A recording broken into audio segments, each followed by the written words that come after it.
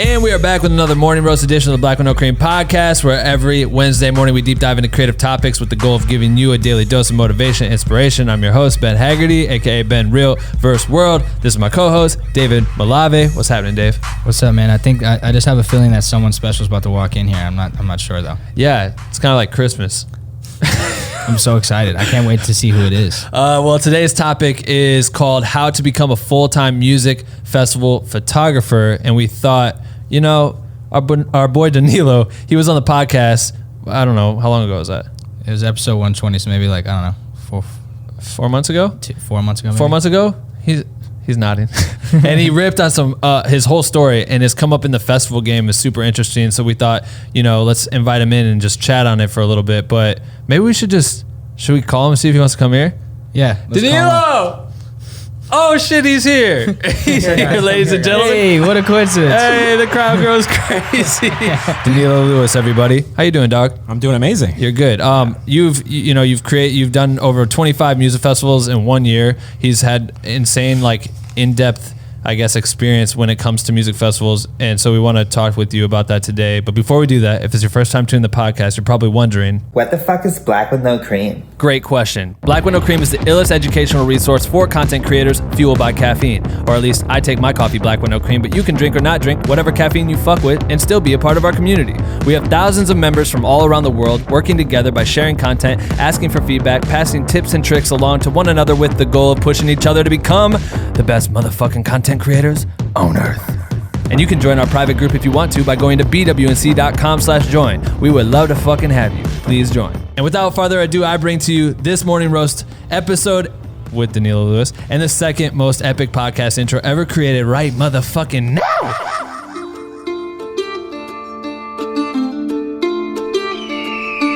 Welcome to the morning roast, a place where you will get the most info from a deep dive into the topics that really need life with your host Ben and Dave, coming to you live today. Grab your cup of joe and take some fucking notes, you bitch. All right, ladies and gentlemen, Danilo Lewis, he's in the house. Another one. Another crowd applause. Photographer, you travel the world. Yes. You're a people person. I try. You work with some ridiculously sized artists like the Chainsmokers. Yes.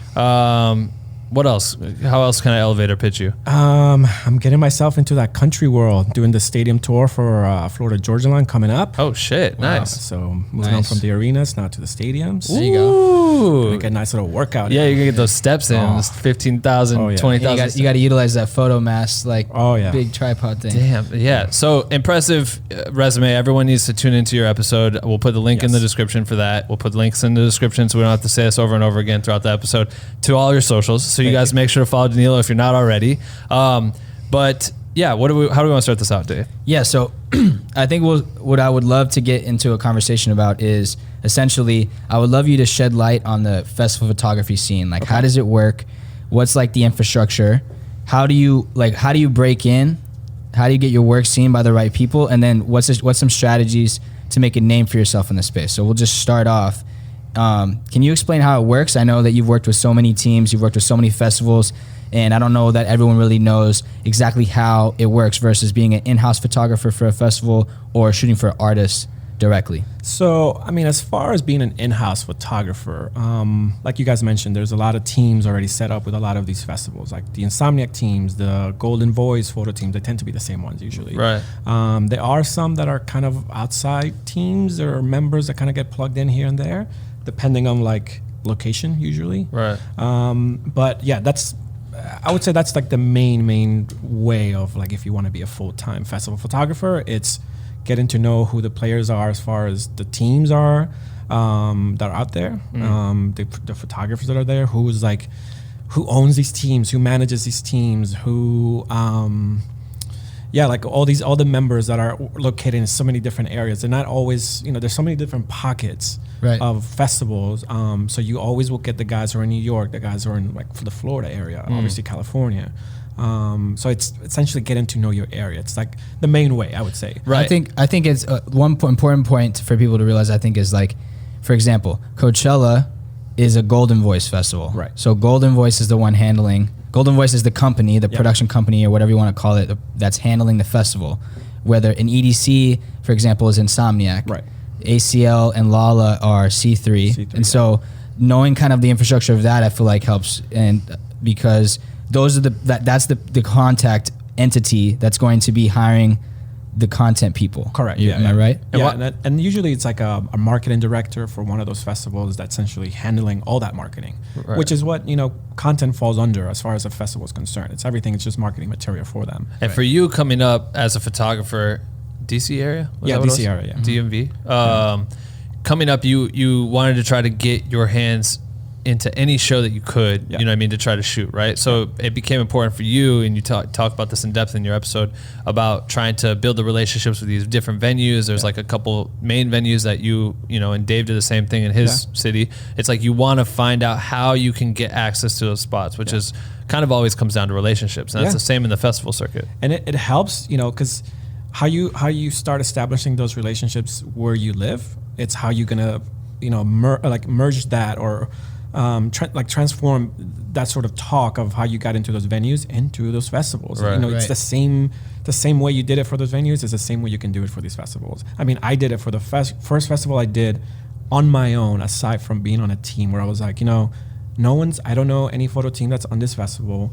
I'm just gonna go on Facebook, find the information out, message whoever I can message that's available there, and go from there, see what happens. From the teams, like you're talking about, like message people that are part of the production. Production, right? For any festival. Yeah, right. And I essentially did that. And I did it locally. I looked for my local festivals because it's much easier to get your foot in the door as far as festivals is when it's local, because there is no travel, there is no accommodations. Like your expenses for the production team for the festivals is less. So you're kind of more of an asset locally than you would be if you're shooting a festival cross country. Right. Exactly. And that helps. That's the way I did it. I was like, I saw a festival that was local to me. I was not aware. Like, I looked through their socials, I looked through all their feeds, didn't see anything that was like cohesive as far as content was. So it told me that there was no one specific that was handling that every year. And I was like, how can I add that value to them? I'm like, hey, I can control the way your content looks. Like, this is the value I bring, where you're always gonna have a cohesive look, you're always gonna have top quality work, and I'm in the hometown, I'm in that area. It doesn't cost you, crazy amount for flights, hotels, all of that. Especially during a festival, hotels go for premium during a festival. So that's like a huge, value that you're bringing into it. It's like, okay, well, we're not gonna add that. It's a fee that they're not thinking of, right? And they can concentrate on just your fee. You can concentrate on just coming in, and it's like, again, it's like an added value that you are in that area. What was some of the ways that you would approach when you started reaching out, like the first festival? It's in your hometown. That was an advantage. How did you approach them to get their attention? Was it showing them work that you've done at past shows? Yeah. So at that point. So what I used to do, and I learned that from a colleague of mine early on, which was, this is when websites were just sort of starting to get a hold on how you showcase your portfolio. But I always found it that, at least in my case, whenever I put a link, like, here's a link to my website, I always thought it was like, how often are people really clicking away from that email? Right. And for me, it's like, I don't want them clicking away from that email. I want them to stay in that email. So I just created PDF. I put PDF of a portfolio of the top images I had, and that's what I would send out. And I did it for artists, and I did it for festivals. Smart. Because it's in the email. All they do is just click on it. It pops up right in the same screen. The moment they click out of it, it's right there. They're still in that email. No, that's true. Yeah, so that's the way I really did it at the beginning. Awesome. Yeah, you definitely want to limit. I feel like there's so many parts of this that come down to like eliminating barriers of entry, right? So that's eliminating a barrier of entry, which is like, okay, I'm counting on them to exit this email and actually do the due diligence of my site, and then come back and reply. That's a barrier of entry. Another barrier of entry is like, you live in Florida, but you're trying to get into Lala, so you're trying to hit up C3 and tell them that, oh, hire me, but also I need to be flown out. Also, can you put me up? Like, and so, Joe Larkin talked about it, and there's a bunch of people who have talked about it on the podcast where they have chosen to take the risk of, not the risk, but the step forward of getting themselves to a place if they don't have a local festival to put themselves in that area and be like, I'm already here. type of vibe, you know? I know that you corrected in saying like risk. Yeah. It is risk. Yeah. Right. But at the same time is an investment in Right. your brand, in your career. You know, Right. like I did it at the beginning of my career where I was like, no one's going to fly me out to, let's say, Orlando when I'm in DC. Yeah. Even though it's not a crazy long flight or expensive flight, it's an added on expense to an artist that otherwise doesn't have that sort of budget. Right. So in my head, I was like, okay, well, I'll be a non-exclusive. I'll fly myself out, put myself in a hotel. You know, I did the cheap flights, the cheap hotels, as, you know, to try to minimize my expenses. Right. And then maximize it by trying to book as many artists as I can at a festival. To piggyback off the email, it's like you almost want to think about their experience, obviously. So for you, it's I'm going to add a PDF, and I think people look at it from a tier option. It's almost like the email is like how you're hooking them. Yeah. Here's an easy way to see some of my stuff, and then they're going to naturally go, if they are interested, if you've hooked them with that, they're going to go and look at your website, and you want to make sure your website is just as dialed for their experience. And same with your Instagram, you know what I mean? If you're sending them, if they click on your Instagram because they don't care about the PDF or they don't care about the website or anything you said, and they see a bunch of like pictures of your dog, you know what I mean? They're going to be like, oh, this doesn't make sense. But you like really want to structure that path. But I also think it's interesting too, like how you're talking about taking it is a risk, obviously, and an investment at the same time, because for people that are listening, and I'm interested in it from your standpoint, it's like, what do you do if you don't have the budget to fly yourself somewhere, and how can you get that budget to be able to set yourself up to get yourself to a festival or get yourself to drive 7 hours, 8 hours? Dave would do it. He literally drive 2 hours every single day or back and forth in Texas just to be in Austin and then go to where he stays, and it's like back and forth. What do you suggest to people who are trying to get to the point where they could send themselves out? Like, how do you do that?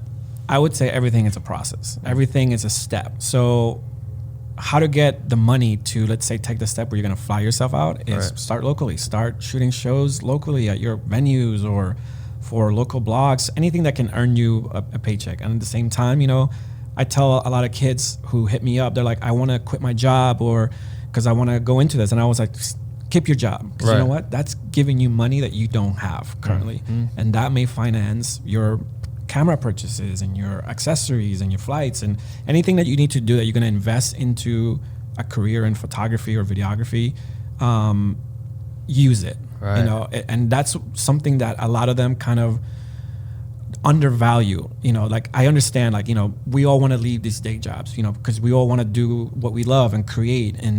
But if it's there and it's helping you, it's added value to what you're already doing. Yes, you may not have all the time, but you'll figure it out. Like it's just a process. It takes time. Yo, I just want to give a big shout out to everybody that pulled up on the most recent Black with No Cream live stream featuring 𝐅𝐿𝐋𝐋𝐿𝐖, a VFX superstar. He's won 2 VMAs and he graced us with his presence. 𝐅𝐿𝐋𝐿𝐼 has worked with some of the biggest names in the world, and in this stream we broke down the most important fundamental skills a videographer needs to learn first when entering the visual effects world, the power of creating spec work to showcase your talents as a creator, and lastly, the best way to go about building clients as a VFX artist. Our attendees were able to join us via video chat and ask their specific questions directly to 𝐅𝐿𝐋𝐿𝐼. And they asked some amazing questions. If you missed the stream and you want to check out the hour-and-a-half long replay, click the link in our description below and you'll get instant access as soon as you register. All right, now back to the podcast. Yeah, it's funny you say that because we literally just did by the time people are listening to this, last week we had talked about exactly that topic. Okay. And the topic of like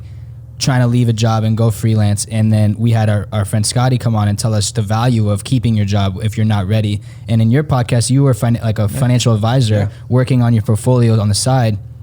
And it wasn't until you had really built a name for yourself in the city where you were like, all right, now it's time to go. Yeah, and I feel like that's an important part in this conversation because I don't know, there can be people who think like, oh, I just want to be hired for a festival. But like the best way to get hired for a festival is to have a really dope portfolio of show work.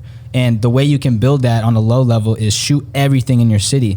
That shows you can shoot a show like crazy so that when they see it, it's like, oh, he does this. He or she does this. You know, they shoot shows all the time. And and I remember you talking about that. Everyone, can you explain exactly that's the portfolio key. Showing part? Shoot everything. Like that's such a, you know, I often feel like the show itself, it takes such a precedence on like what you're trying to do that you don't think of like the other things you could be working on. Like something as small as portraits, Right. because you never know how those portraits can be used in festival photography, which you see it all over. It's what really makes the festival money is Right. the photos of the fans and the attendees and all of that. Yeah. That's what they want to see. That's what they end up posting. So Right. like, if you have an understanding of how to take portraits, guess what? Like, you're bringing that value to that photography team. Yeah. And a lot of these photo teams have people who are very specific to the job they do. Like some of them shoot sponsors. Some of them obviously are assigned to the artists and stages.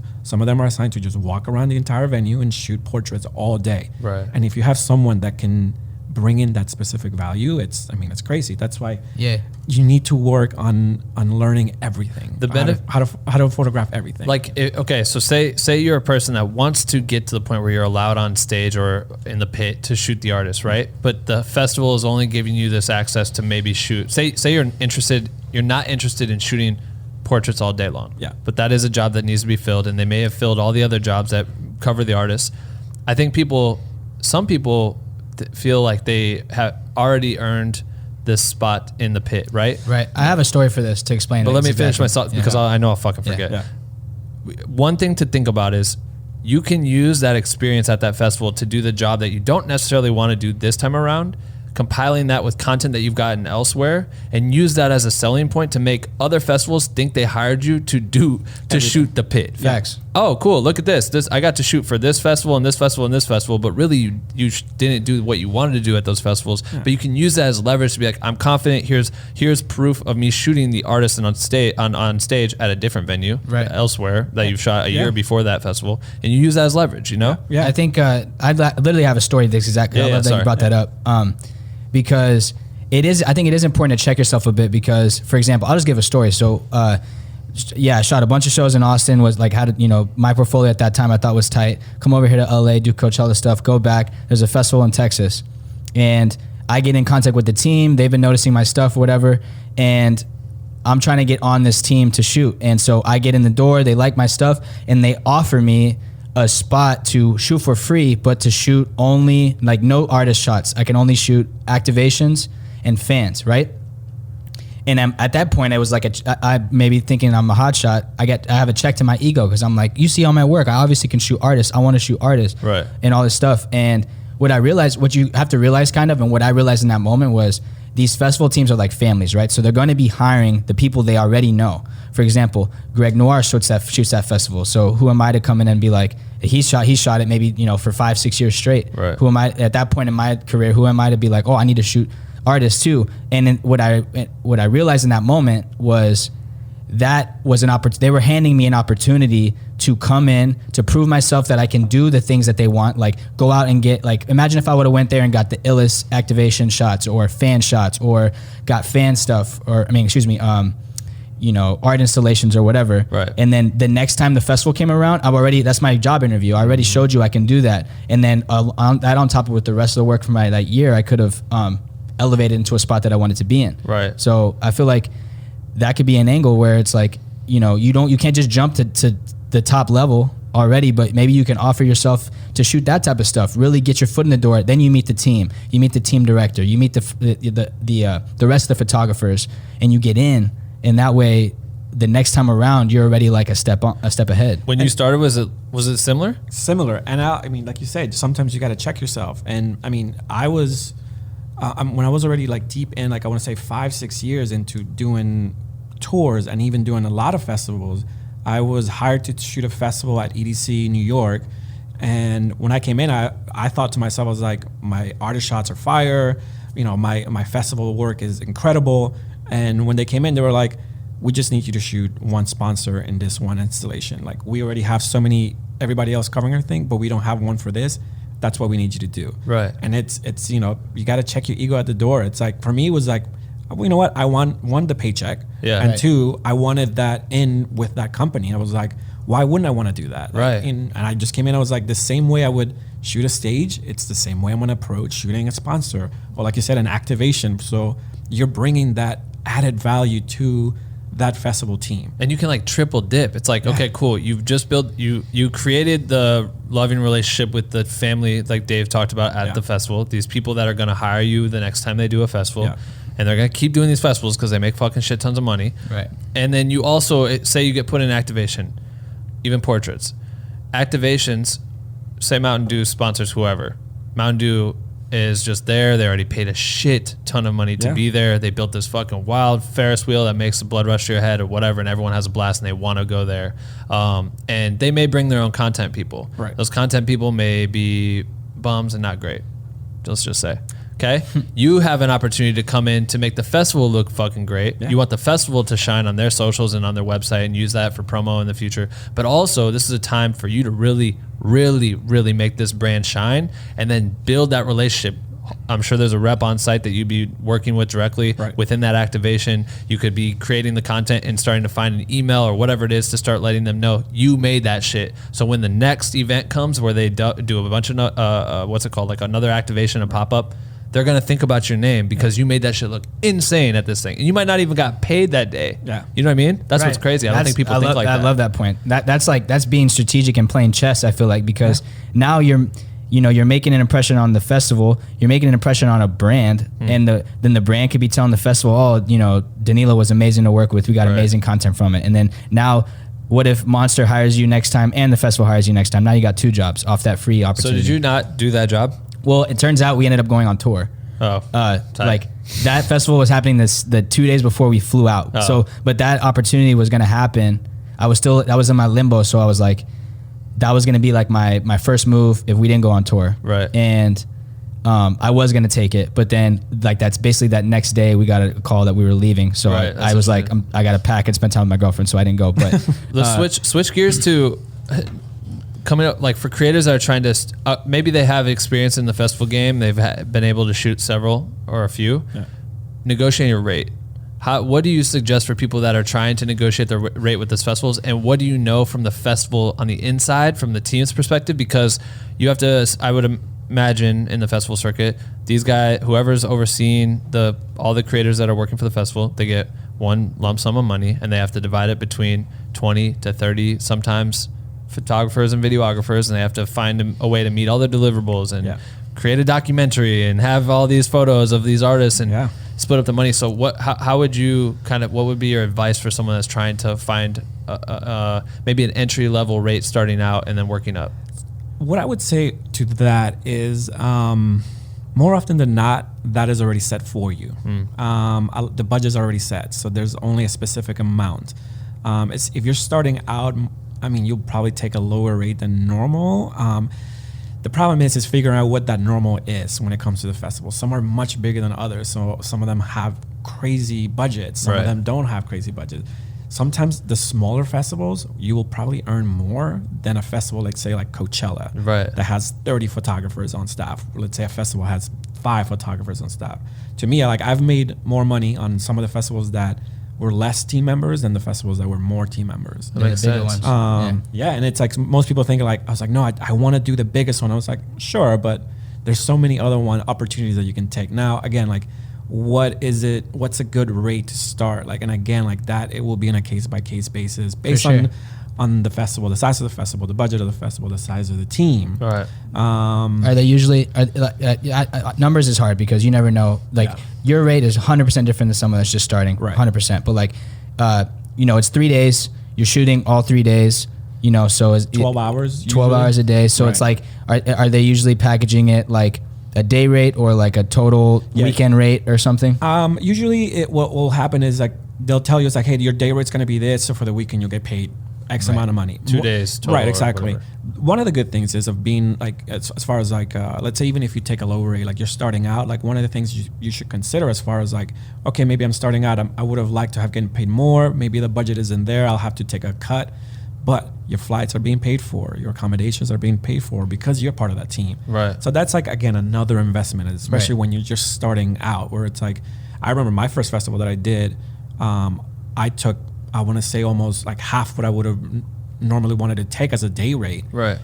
Just to get myself into these teams that were just starting to pop up, which is when I spoke about it, was I could see the migration from the venues and the concerts into the festival world, where it's that's where the money's going to be for the next X amount of years. Did you see, so with that as a case study, you took half your rate on the first time working with them. Yeah. Over a case of time, did you find yourself starting to earn more money as a repeat having them be a repeat client? You know what I mean? Definitely, because like with You any proved festival, yourself. they're all growing. So the next year, whatever the budget they had the previous year, guess what? Now there's more budget, either to bring more people in or to compensate the current team even better. Right. And that's what I saw. Like one, I saw the growth in both the festival size, which meant the team-wise grew, but also the money grew. And Right. little by little, I was starting to earn more and more and more. I mean, to the point, like some of the last festivals I did, it was like some of the, at least for a weekend rate. That's how I started viewing it, was a weekend rate. Right, Weekend of course. rate instead of like a Yeah, daily yeah, rate. yeah. I'm Right. like, for a weekend rate, this is fantastic. Let's keep doing this Right. every weekend. Right. But it took time. You know, it's Yeah. like when I started, it's when a lot of, especially like the EDM festivals, like right before the bubble, like I want to say maybe like a few months right before the bubble hit. And it's when it just went crazy, where it was like a festival almost every weekend happening. Yeah, now And- now there's festivals all over every Yeah. city all summer. I think when it comes down to this, I feel like the super key is understanding that like there's this closed door, right? And behind the door, it's this team, a family that's running these festivals that they're gonna all hire each other for the next one. Yeah. You know what I mean? And the way to get in that door, like you just have to get in that door. Get in that door, prove yourself, make good relationships. If they like you, if your work is good, you have an awesome chance to get hired for another one and also be connected. For example, like if you work at a festival and I work with you and we become homies, we chop it up all weekend. You're like, oh, this guy works hard. And then I know you're shooting a festival next month and you're like, you know what? I'm going to introduce you to this person because like I really liked working with you. Yeah. And then now I'm shooting for that festival and I'm part of that family. And I feel like that's how this kind of works. It's all about the networking, obviously. One important fact that like you were just talking about it is being a team player. Like when you're in one of these festival teams, again, like you may be asked to do things that normally you wouldn't care to do, but that's part of being on that team.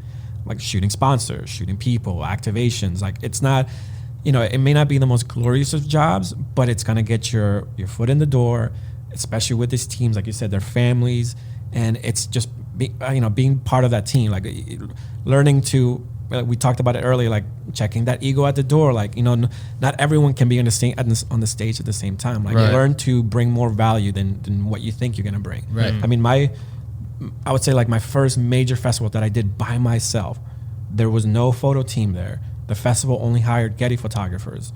So all the Getty photographers, all they did was go to the pit, 3 songs. done, out, back to the trailer.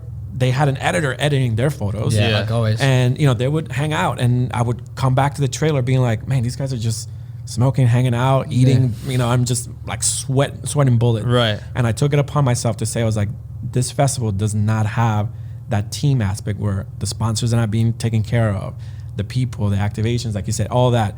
And I in my episode, I said, I was like, that first festival I did, I knocked out 90% of that shot list by myself. Yeah, insane. I mean, I was exhausted. Right. But the next day, that team was mine. Like, Right. the next year that the Yeah, festival they're happened, coming right back to you to lead they it. came. Run it. I was the first person. They were like, we got rid of everyone from Getty except for one who was like a grandfather and type of photographer. This is your team now. Pick whoever you want to bring. And like That's you said, incredible. I knew guys who did great work for me, Right. and I just brought in my homies. I was Yeah. like, hey, I know how these guys work, and it's like you said, like bring that value in, work hard, do your things, how just like you would shoot an artist, shoot an activation, like you Right. would shoot a stage, shoot the sponsor, shoot everything. And also to Yeah. piggyback off that, it's like when you look at the aspect of working for a major festival or a small startup festival that might not have as many stages or activations or whatever, Yeah. you could potentially make more money working for those festivals. I think even as a creator that has an in or maybe sparked the conversation, it's worth it to come to them with not just yourself, but maybe adding or building a packaged team as well. So Yeah. you could upsell the entire thing. So you could say, hey, me, this chick, she's crazy at this type of content. This dude's really good at this type of content, and we'll all three come there for whatever the rate is. Yeah. You know what I mean? You lay that on the Right. table, and they're And like, that's- "Oh my god, like we've never had that, or we've never had video and photo, or Yeah. whatever the fuck." Right. But I also think that is a way to upsell, charge more, and then, like you said, it's hard to decide. It's always case by case, and some of these festivals don't know what to spend. Some of them know exactly what to Yeah. spend, and then unfortunately, there's a million photo video kids that all want to get access to these stages, and they'll do anything for free. So they'll take a lot of people up on that offer, which becomes kind of stressful, I think. Yeah, and I mean, I've been part of teams, for example, that let's say there was an East Coast festival happening, and we decided that okay, we can't bring some of the guys who are a little further away. Like let's keep the team aspect, guys who are pretty near where the venue is going to be, where the festival is going to be at. So it's like we're trying to, they try to work with these marketing companies, these festival companies. Yeah. I was like, hey, like this is our budget. Like, can you work with us? And it's like they will find a way to do it. Yeah. And the reason for that is they're gonna come in, they're gonna crush it, and the festival is gonna see like, wow, like the value that these guys brought in, it's astronomical. Yeah. So that's gonna merge into bigger budgets next year, or even like, for example, I remember doing this one festival the first year that it happened, that was owned by AG. Came in, we decided, it was in New York, decided to bring all either New York guys or like DC guys, that it will take just a train ride instead of like a flight or anything like that. We all like packed ourselves into an Airbnb to save on the money of like hotels. For like, I think we had like 10 or 12 photographers that year. And it's like, 12 rooms versus like one Airbnb. Yes, we were packed, but it was like, we were trying to build that relationship. Right. Finish that festival. Within 2 weeks of us delivering that photo, they came back and were like, hey, we have these 10 other festivals, brands that we manage.